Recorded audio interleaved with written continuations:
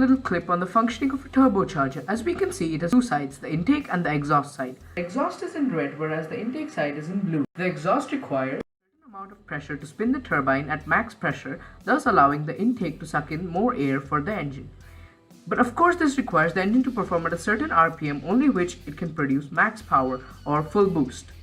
Imagine you're going around a corner and Eurobeat doesn't intensify. What you're gonna need is misfiring system, also known as an anti-lag system.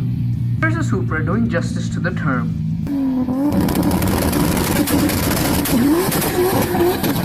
These machine gun-like pops and bangs are the result of the anti-lag system.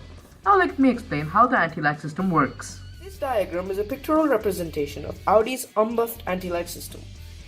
This system is similar to any other conventional anti-lag system except for the cheeky little unbuffed valve. More on that later. First, let's see how this system works. In any engine, as we already discussed, when the throttle body is off, the engine is not running at ideal RPM to produce full boost. That is, the exhaust pressure is lower than ideal pressure. Hence, the engine is not performing as well as it's supposed to.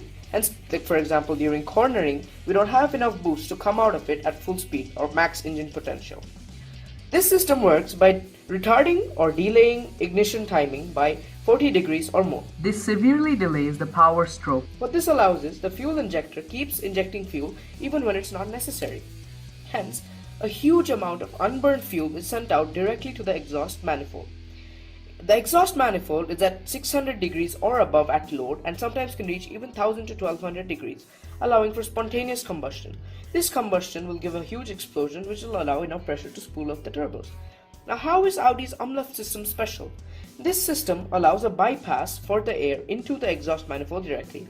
As the ECU senses that there is requirement of anti-lag, it opens up the unbuffed valve, allowing atmospheric air to enter the exhaust manifold.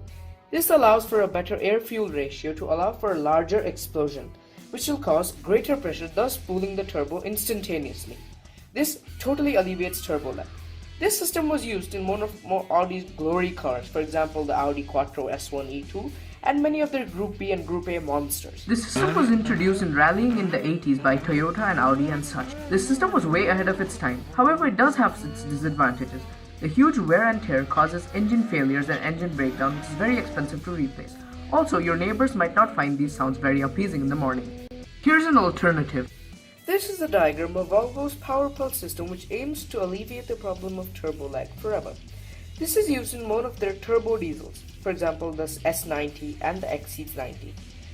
How this system works is basically similar to the conventional anti-lag system except for the bangs and explosions. Why would anybody not want the huge bangs and explosions?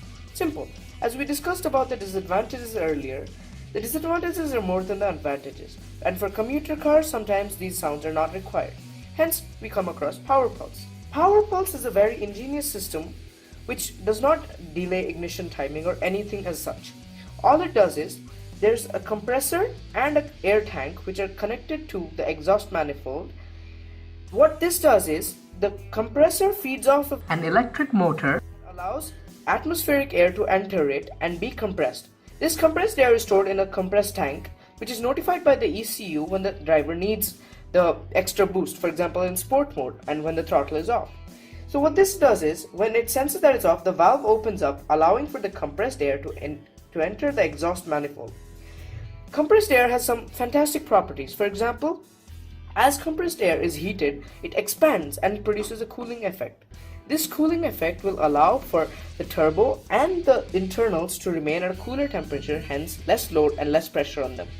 Also, this expanded compressed air produces enough pressure to spool up the turbo to ideal boost when the throttle is off. Thanks guys.